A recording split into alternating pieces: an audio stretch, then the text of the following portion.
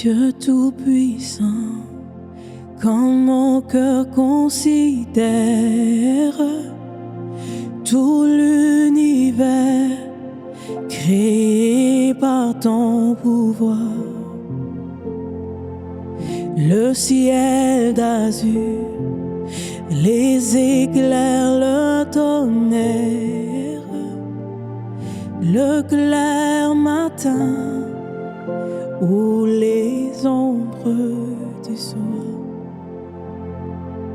Dieu Tout-Puissant, quand mon cœur considère tout l'univers créé par ton pouvoir, le ciel d'azur, les éclairs, le tonnerre, le clair matin ou les ombres du soir. De tout mon être alors s'élève un chant. Dieu Tout-Puissant, que tu es grand. De tout mon être alors s'élève un chant.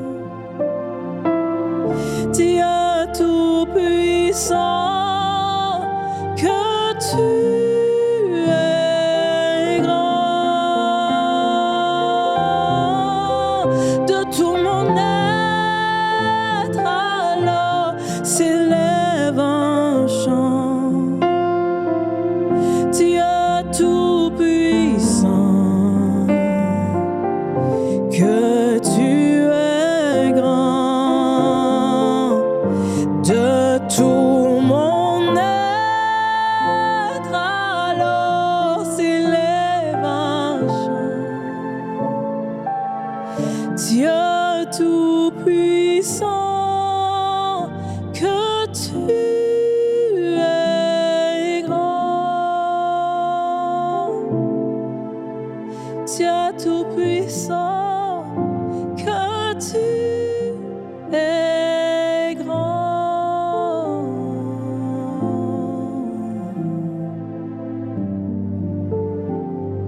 Amen. Le Seigneur est grand, le Seigneur est puissant, et ce Seigneur est descendu sur la terre, incarné dans la personne du Seigneur Jésus-Christ, manifestant l'amour du Père, l'amour de Dieu.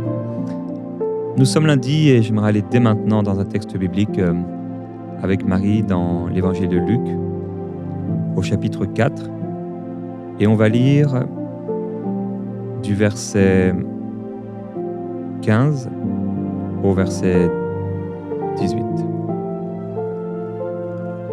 Il enseignait dans les synagogues. Il était glorifié par tous. Il se rendit à Nazareth, où il avait été élevé, et, selon sa coutume, il entra dans la synagogue le jour du sabbat. Il se leva pour faire la lecture. Et on lui remit le livre du prophète Ésaïe. L'ayant déroulé, il trouvait l'endroit où il était écrit « L'Esprit du Seigneur est sur moi, parce qu'il m'a oint pour annoncer une bonne nouvelle aux pauvres. Il m'a envoyé pour guérir ceux qui ont le cœur brisé, pour proclamer aux captifs la délivrance et aux aveugles le recouvrement de la vue, pour renvoyer libres les opprimés. » Amen. Voilà le Seigneur Jésus-Christ, Dieu incarné dans la personne de Jésus, dans ce corps de chair qui descend sur la terre et qui annonce en ouvrant le livre d'Ésaïe, sa mission sur la terre, qu'on peut résumer ainsi, faire du bien. Faire du bien, manifester son amour, sa puissance, annoncer cette bonne nouvelle et libérer tous ceux qui souffrent. Et il est écrit au verset 20, on peut lire avec Marie. Ensuite, il roula le livre, le remit au serviteur et s'assit. Tous ceux qui se trouvaient dans la synagogue avaient les regards fixés sur lui. Voilà que Jésus donc ouvre ce livre du prophète Ésaïe qui avait été écrit depuis des centaines et des centaines et des centaines d'années à son sujet. Le Seigneur Jésus va dire que, en effet, aujourd'hui, cette parole de l'Écriture que vous avez entendue, elle s'accomplit. Jésus-Christ vient pour apporter l'amour de Dieu, manifester la puissance de Dieu, libérant, faisant du bien. Il n'y a rien de négatif, il n'y a rien de mauvais, il n'y a rien de mal. Sa volonté et sa mission est de faire du bien. Et tous le regardent pour savoir qu'est-ce qu'il va bien pouvoir sortir de ce texte, qu'est-ce qu'il va pouvoir annoncer à partir de ce texte d'Ésaïe qu'on connaît, qu'on a lu, qu'on a entendu encore et encore, et ce que va annoncer Jésus ne va pas plaire à son auditoire. Parce qu'il leur dit que cette parole que vous avez lue, eh bien c'est aujourd'hui qu'elle s'accomplit. C'est très très étonnant de voir comment on peut avoir entendu quelque chose, et quand c'est le moment de la chose, on n'est pas content. Ésaïe avait prophétisé ces choses pour que ces choses puissent arriver. Mais quand le temps arrive, ses auditeurs sont fâchés. Puisque Jésus va prendre l'exemple de plusieurs personnes vers qui le Seigneur a été et qui ne faisaient pas partie du peuple d'Israël. Il a été vers une veuve. Il a été vers Naaman, le Syrien. Et au verset 28, nous lisons avec Marie et le verset 29. Ils furent tous remplis de colère dans la synagogue lorsqu'ils entendirent ces choses. En s'étant levés, ils le chassèrent de la ville et le menèrent jusqu'au sommet de la montagne sur laquelle leur ville était bâtie, afin de le précipiter en bas. Amen. Et lui va passer au milieu d'eux et s'en aller. Alors, c'est vraiment le début du ministère du Seigneur Jésus-Christ, et le début de son ministère se passe mal, puisque son auditoire, ses auditeurs refusent d'accepter que ce temps est arrivé, et surtout sont blessés des paroles du Seigneur, comme quoi Dieu, s'est pas manifesté pour Israël dans les exemples qu'il a cités, et que on lui dira, médecin, guéris-toi toi-même. Il annonce à l'avance le rejet de la part des pharisiens, de la part du peuple, de sa mission, de sa personne, de sa divinité, et au point où la colère est si vive et si grande qu'ils veulent le pousser de la montagne et le tuer. Imagine, on a voulu tuer le Seigneur Jésus. On a voulu tuer le Fils de Dieu dont nous avons chanté la puissance et la gloire dans ce chant, la grandeur du Seigneur, la puissance du Seigneur. Et nous lisons pourtant que dans Marc au chapitre 6,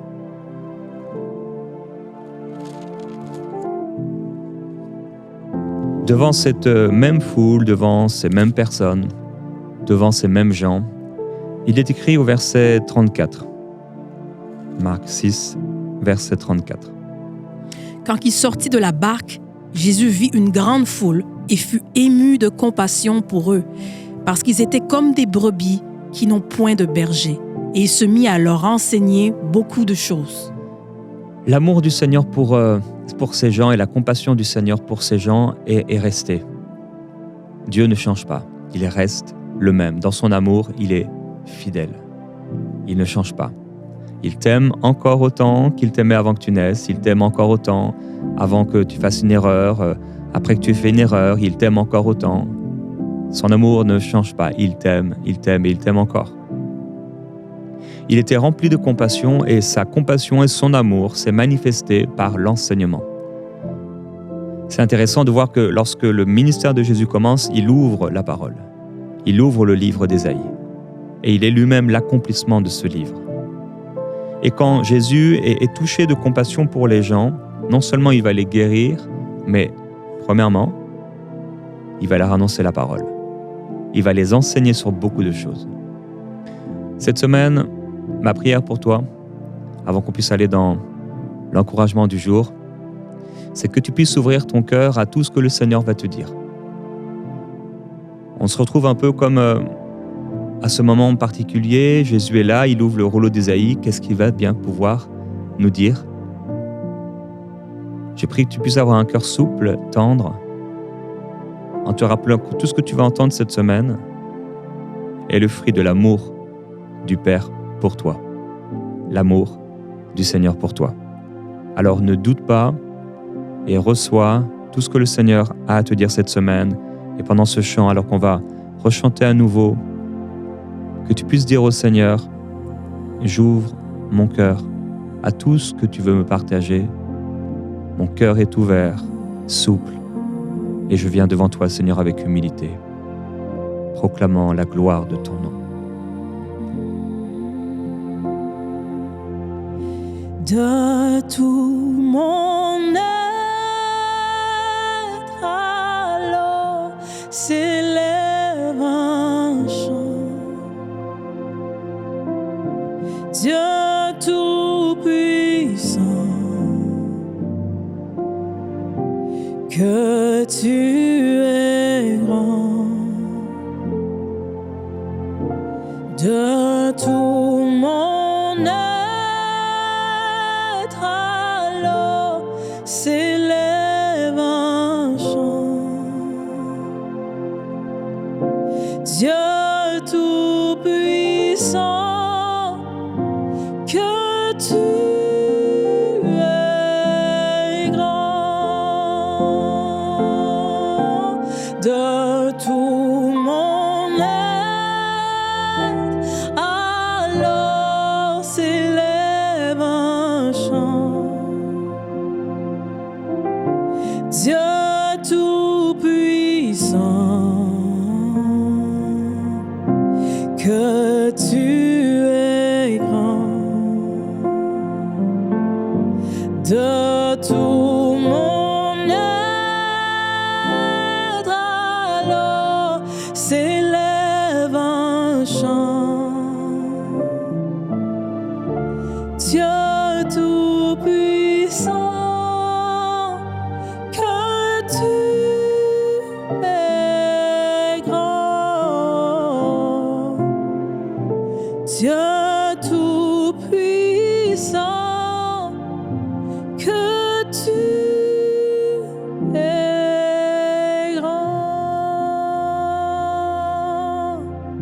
Amen, le Seigneur est grand. Et c'est parce qu'il est grand qu'on doit se soumettre à lui. C'est parce qu'il est grand et plus grand que nous, qu'il est le Créateur. Nous sommes ses créatures et c'est lui qui décide. C'est lui, il fait. Il est au ciel, il est en haut et il fait ce qu'il veut. Oui, Dieu, tu fais ce que tu veux. Alors, dans la pensée du jour, nous avons vu que la compassion du Seigneur Jésus se manifeste avant tout par l'enseignement, par la parole. Même si ça ne nous plaît pas parfois, on a besoin d'écouter, on a besoin d'entendre. Alors les évangiles nous montrent et manifestent cette promesse, ou plutôt cette mission du Seigneur Jésus, et aussi cette promesse, l'Esprit du Seigneur est sur moi. Pour donner la vue, rendre la vue aux aveugles, pour annoncer cette bonne nouvelle aux pauvres. Il vient pour guérir, il vient pour libérer, il vient pour relâcher les prisonniers. Et dans les évangiles, Jésus va manifester l'amour du Père. Et comme on l'a vu, eh bien, c'est pas tout le monde qui va se soumettre à cette parole. Beaucoup vont se rebeller à la parole du Seigneur. Beaucoup vont rejeter le Seigneur Jésus-Christ. Beaucoup vont mépriser le Seigneur et la mission et l'appel du Seigneur. L'Ancien Testament va nous montrer plusieurs vérités qui sont également rappelées dans Hébreux, entre autres, et dans le Nouveau Testament, que oui, Dieu est amour, mais il est aussi un feu dévorant. Et si on entend la parole du Seigneur, on doit se soumettre à cette parole. On ne peut pas et on ne doit pas faire partie de ces gens qui écoutent la parole simplement et qui s'abusent par de faux raisonnements, s'imaginant que simplement parce qu'ils l'ont juste entendu, ils l'ont pratiqué. Jacques va dire qu'il ne s'agit pas seulement d'entendre la parole, mais il faut également la pratiquer. Je voudrais qu'on lise un texte avec Marie dans l'un des petits prophètes, Naoum, et on va lire au verset 2 et au verset 3. L'Éternel est un Dieu jaloux, il se venge. L'Éternel se venge, il est plein de fureur. L'Éternel se venge de ses adversaires, il garde rancune à ses ennemis. L'Éternel est lent à la colère, Il est grand par sa force. Il ne laisse pas impuni. L'Éternel marche dans la tempête, dans le tourbillon. Les nuées sont la poussière de ses pieds. Amen. La parole de Dieu nous déclare que l'Éternel est un Dieu qui se venge. C'est un vengeur. Il ne laisse pas impuni.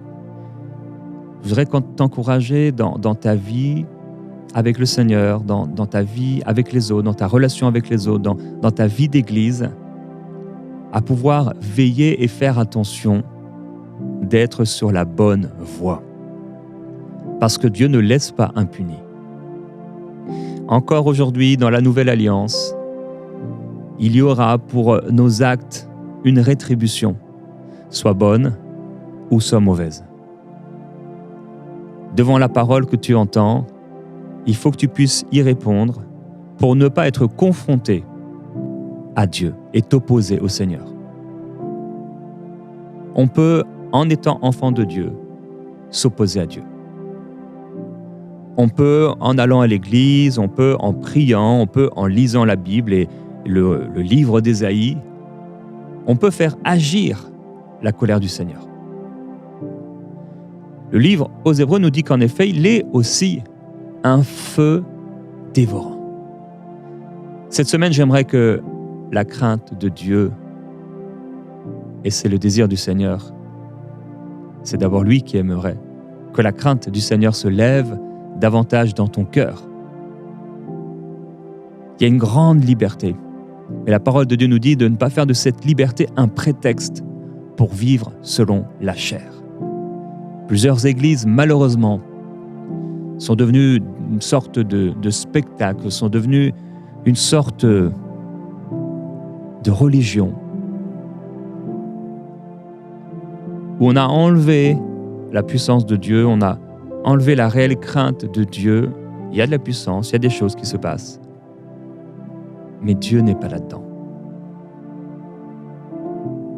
Les gens se réunissent, les gens se rassemblent, ils ont une vie qu'on peut appeler une vie chrétienne, mais il n'y a pas la crainte de Dieu dans leur cœur. Ils courent après les miracles, ils courent après les prophéties, ils courent après la bénédiction, ils courent après la richesse. Et malheureusement, ils ne courent pas après le Seigneur. Il y avait cette foule qui suivait Jésus, tu le sais, et il se retourne vers elle et dit « Si quelqu'un veut me suivre », ça commence par le renoncement. On arrive de plus en plus à un temps où on ne demande pas le renoncement pour être baptisé d'eau. On est dans un temps où on baptise les gens n'importe où, n'importe comment et de n'importe quelle façon. On fait les choses à la va-vite, on se précipite à bâtir l'Église et tout cela pour des motifs qui sont souvent mauvais. On veut que ça grandisse, on est prêt à accepter tout le monde. Le Seigneur n'accepte pas tout le monde. Tous ne seront pas acceptés. Beaucoup seront rejetés. Ou si on veut être textuel, plusieurs. Plusieurs se viendront auprès du Seigneur et diront « Mais n'avons-nous pas chassé des démons en ton nom ? On n'a pas fait des guérisons en ton nom ?» Et le Seigneur dira « Mais je ne vous ai jamais connu. » La question pour toi aujourd'hui, c'est est-ce que tu connais vraiment le Seigneur ? Est-ce que tu le connais intimement ? Est-ce que ton cœur le connaît ? À la fois, Dieu est un Dieu d'amour. À la fois, Dieu est un Dieu de justice et de vengeance. Il ne laisse pas impunis les péchés. Et s'il est vrai que nos péchés sont tombés sur le Seigneur Jésus-Christ, il est possible également par sa vie d'être un contre-témoignage et de refuser cette œuvre du Seigneur Jésus-Christ et de porter à nouveau une culpabilité qui a pourtant voulu être portée par le Seigneur. Si nous pouvions nous reposer sur le fait qu'il ait porté nos péchés et que parce qu'il a porté nos péchés, bien, tout va bien, ça veut dire qu'on pourrait faire n'importe quoi et que n'importe qui serait accepté à partir du moment où il a reçu Jésus un jour dans sa vie.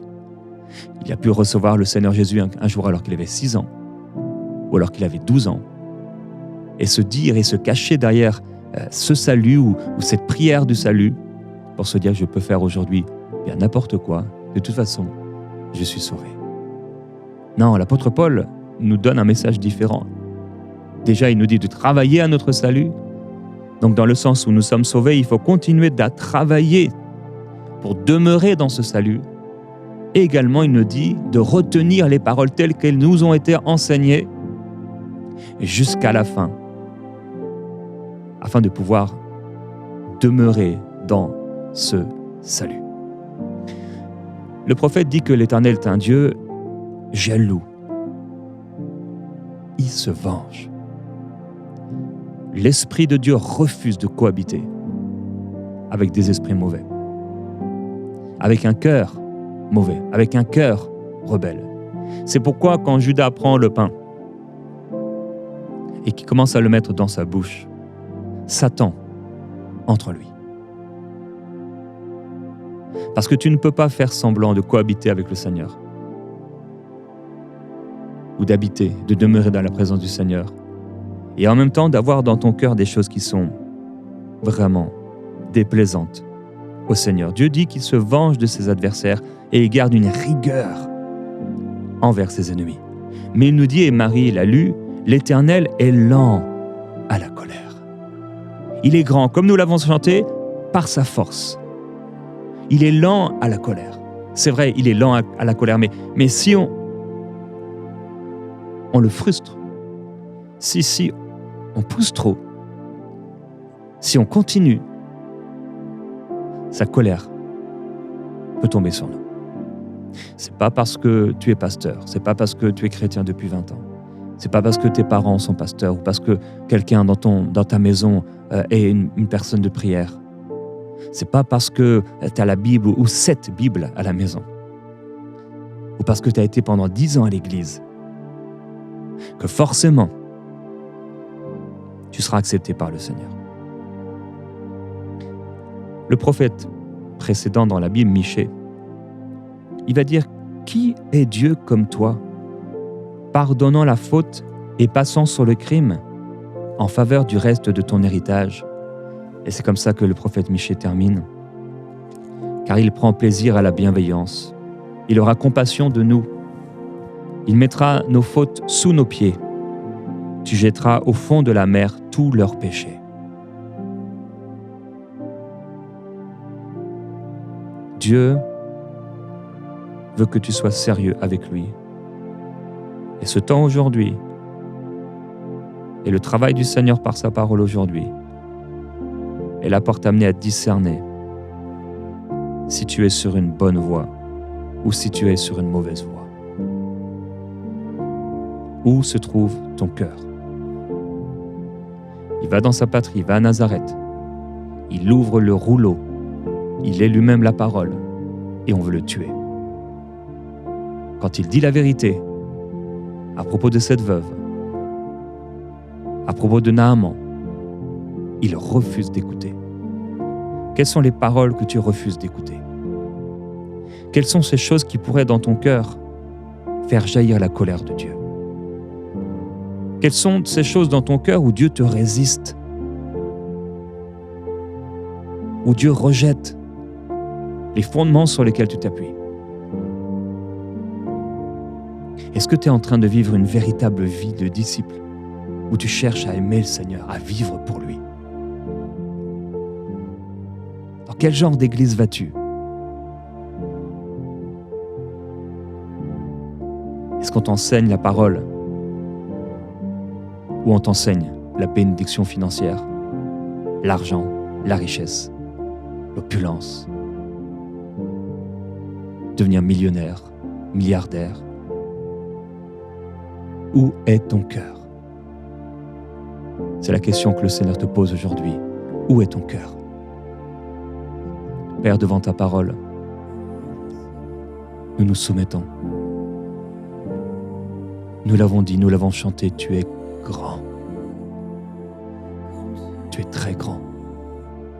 Tu es très, très grand. Et nous sommes petits. Toi, tu es grand. Et nous sommes petits.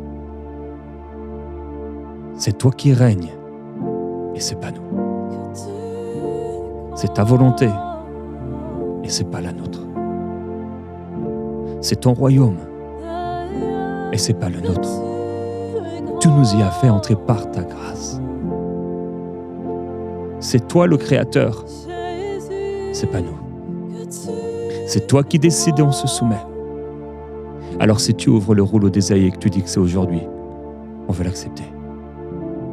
Si tu nous montres qu'il y a un problème en fait en Israël, que c'est pourquoi le prophète n'a pas été envoyé en Israël. Si tu nous montres qu'en fait, on est peut-être même le cœur du problème. On ne veut pas se rebeller. On ne veut pas te résister. On ne veut pas te repousser. Pour ne pas éprouver ta colère. Père, on veut te glorifier, te remercier parce que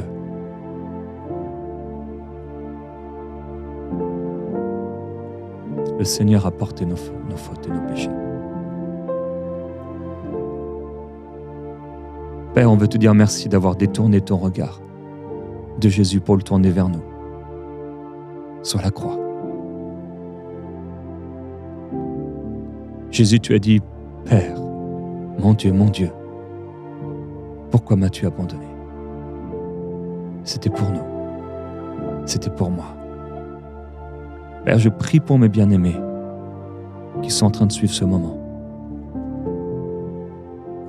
C'est tellement important que leur cœur soit pur, qu'ils ne rejettent pas ta parole, mais qu'ils puissent se soumettre pour ne pas éprouver la colère.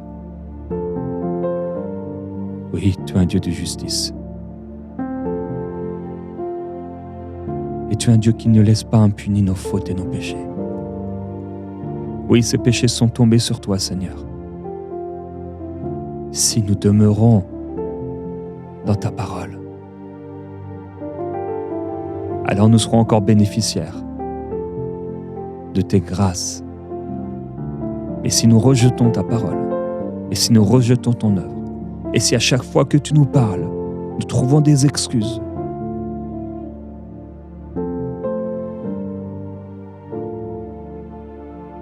on devra porter le poids de nos fautes.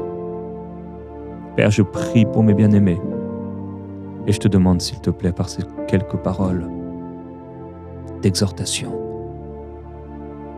que leur cœur soit pur pour toi. Tu es rempli de compassion, tu nous l'as montré. Devant cette foule, tu étais rempli de compassion et tu as continué de les aimer.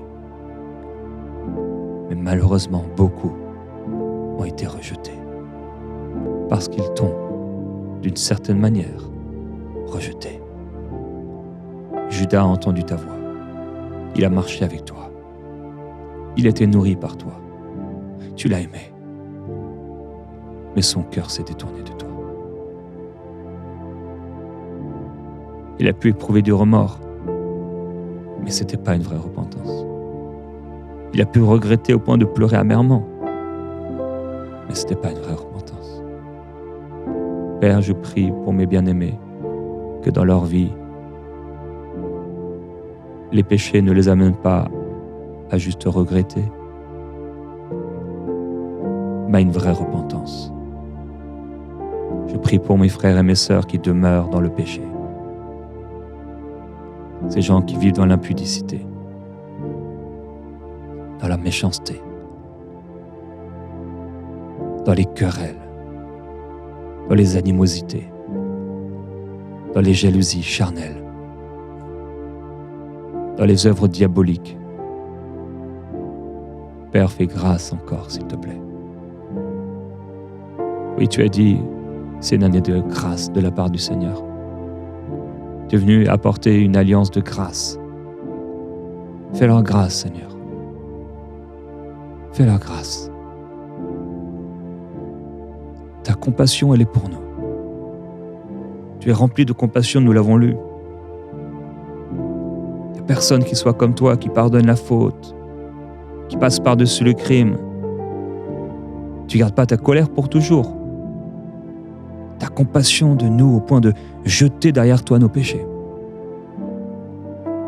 Il y a quelqu'un dans ce temps de prière qui doit renoncer à ses péchés. Il y a quelqu'un qui doit sérieusement revenir à Jésus. Qui doit sérieusement revenir à Jésus. Reviens à lui. cesse d'être un pied à droite, un pied à gauche, chancelant. Est-ce qu'il est ton Dieu? Est-ce que l'Éternel est ton Dieu? C'était la question d'Élie au peuple, et il ne répondit rien. Qu'est-ce qu'il y a dans ton cœur? Ton cœur lui appartient-il à 100%? Viens à lui. Sois sauvé. Viens au Seigneur.